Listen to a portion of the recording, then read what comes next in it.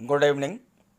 UP BEd entrance exam 2020 के सभी छात्रों का एम्प्लॉयमेंट न्यूज़ चैनल में बहुत बहुत स्वागत है। जैसा कि लखनऊ यूनिवर्सिटी ने कहा था, 5 सितंबर को बीएड एंट्रेंस एग्ज़ाम का रिज़ल्ट आ गया और उसके बाद आंसर की भी जारी कर दी गई। अब बात ये उठती है कि कितने मार्क्स तक गवर्नमेंट कॉलेज मिल सकता है, कितनी रैंक तक गवर्नमेंट कॉलेज मिल सकता है। बहुत से बच्चों ने कमेंट करके पूछा है कि क्या 200 मार्क्स वालों को भी गवर्नमेंट कॉलेज मिल सकता है। बहुत से छात्र ये भी कमेंट कर रहे हैं कि उन्होंने जितने मार्क्स जोड़े थे, एक्चुअल मार्क्स उससे भी कम आए हैं, तो ऐसा क्यों हुआ है। तो इन सब बातों को डिस्कस करेंगे कि आपको गवर्नमेंट कॉलेज कितने रैंक तक, कितनी स्टेट रैंक तक मिल सकता है, कितने मार्क्स तक मिल सकता है। अब एक चीज़ और भी है कि रिज़ल्ट आए हुए 5 दिन बीत चुके हैं और काफ़ी स्टूडेंट्स ने कमेंट के द्वारा अपने मार्क्स और अपनी स्टेट रैंक भी बताई है, तो इससे काफ़ी कुछ पिक्चर क्लियर हो गई है। तो आइए डिस्कस करते हैं कि कितने रैंक पर गवर्नमेंट कॉलेज मिल सकता है। लेकिन आगे बढ़ने से पहले अगर आप मेरे चैनल को पहली बार विज़िट कर रहे हैं तो इसे सब्सक्राइब कर लीजिए और बेल आइकन को भी प्रेस कर दीजिएगा, ताकि ऐसी ही लेटेस्ट अपडेट्स, नई नई जानकारियाँ आपको एग्ज़ाम से रिलेटेड वो लगातार मिलती रहें। और दूसरी बात, इस वीडियो को ज़्यादा से ज़्यादा अपने साथियों को शेयर भी कर दीजिएगा ताकि सभी को जानकारी हो जाए। तो चलें वीडियो शुरू करते हैं।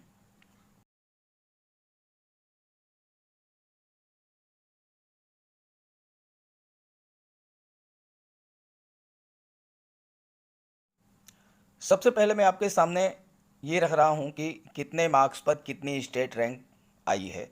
ये आप ही लोगों के कमेंट से मार्क्स और स्टेट रैंक मिली है।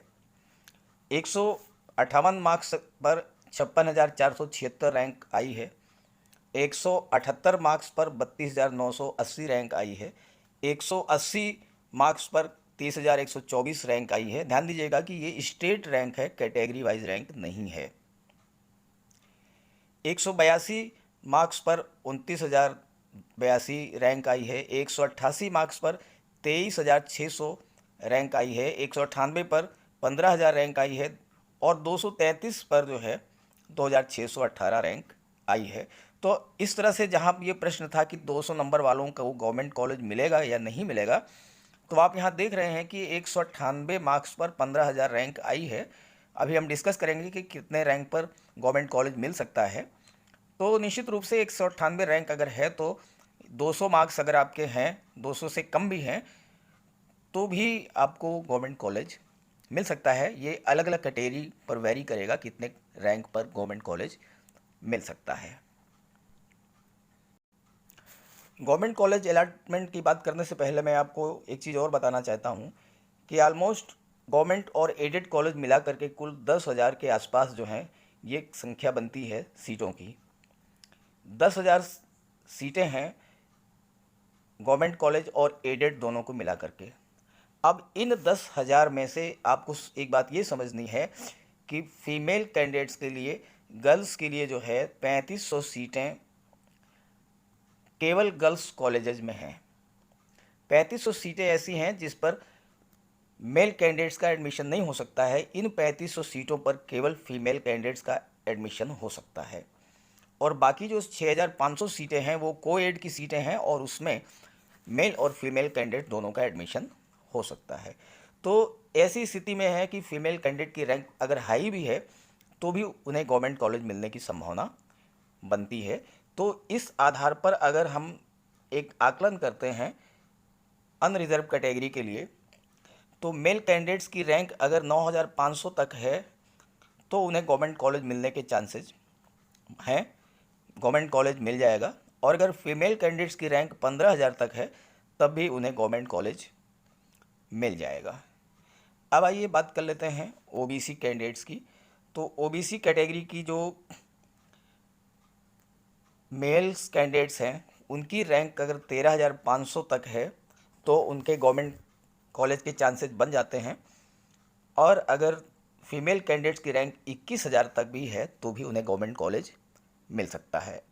अब एक चीज़ यहाँ पर और भी कंसीडर करनी है, होता क्या है कि भले ही आपको गवर्नमेंट कॉलेज मिल रहा है, लेकिन कभी ऐसा होता है कि कॉलेज आपके घर से काफ़ी दूर होता है। और दूसरी बात ये है कि जब कॉलेज आपके घर से दूर है तो या तो वहाँ पर आप हॉस्टल में एडमिशन लें और या फिर जो है प्राइवेट कमरा लेकर के रहें, तो दोनों स्थिति में जो है खर्च बढ़ जाता है। तो अगर उतने ही खर्च में और बल्कि उससे भी कम खर्च में प्राइवेट कॉलेज मिल जाता है तो बच्चे प्राइवेट कॉलेज को ज़्यादा प्रेफर करते हैं ऐसी स्थिति आने पर। हाँ, ये है कि अगर आपके घर के आसपास आपके ज़िले में गवर्नमेंट कॉलेज मिल रहा है आपको, तो उसमें तो फिर बच्चे जो है एडमिशन ले लेते हैं गवर्नमेंट कॉलेज में। अदरवाइज़ अगर बहुत ज़्यादा दूर है तो अवॉइड करते हैं। इस वजह से हाई रैंक होने पर भी गवर्नमेंट कॉलेज मिलने के चांसेस रहते हैं। अब आइए बात कर लेते हैं एससी कैंडिडेट्स की और एसटी कैंडिडेट्स की। तो एससी कैंडिडेट की रैंक अगर मेल की 24,000 तक है और फीमेल की 40,000 तक है तब भी उन्हें गवर्नमेंट कॉलेज मिल जाएगा। और एसटी और पीडब्ल्यूडी की बात करें तो उत्तर प्रदेश में एसटी कैटेगरी के कैंडिडेट्स बहुत कम हैं, जबकि रिजर्वेशन के अकॉर्डिंग सीटें काफ़ी हैं। तो उनके मार्क्स अगर 85,000 तक भी है रैंक, स्टेट रैंक अगर 85,000 तक भी है तो मेल कैंडिडेट्स को गवर्नमेंट कॉलेज मिल जाएगा। और फीमेल कैंडिडेट की बात करें तो ये 1,60,000 है, ध्यान दीजिएगा, ये टाइपिंग मिस्टेक हो गई है, 16,000 नहीं है, 1,60,000 रैंक है। तो 1,60,000 रैंक तक अगर है एसटी फीमेल कैंडिडेट्स की तो भी उन्हें गवर्नमेंट कॉलेज मिलने के पूरे चांसेस हैं। हो सकता है इससे ज़्यादा रैंक पर भी मिल जाए क्योंकि कैंडिडेट्स कम मिलते हैं, कम हैं एसटी कैटेगरी में। तो ये था एक आइडिया स्टेट रैंक के अकॉर्डिंग गवर्नमेंट कॉलेज मिलने का। अब आइए बात कर लेते हैं ईडब्ल्यूएस कैटेगरी की। हालांकि ईडब्ल्यूएस कैटेगरी के लिए अलग से मेंशन नहीं किया गया है, लेकिन जब आपका काउंसलिंग होगी तो हो सकता है कि कोई ना कोई आदेश गवर्नमेंट का आए ईडब्ल्यूएस कैटेगरी के लिए भी, क्योंकि ईडब्ल्यूएस कैटेगरी को भी 10% आरक्षण मिला हुआ है। तो हो सकता है काउंसलिंग के पहले या काउंसलिंग में इस बात को कंसीडर किया जाए।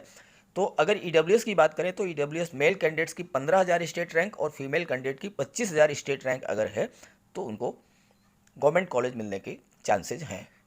तो ये थी गवर्नमेंट कॉलेज मिलने के संबंध में कैटेगरी वाइज और rank wise, state rank wise का। ध्यान दीजिएगा कि मैंने कभी कैटेगरी रैंक की बात नहीं करी है, ये रैंक स्टेट वाइज है, स्टेट रैंक है।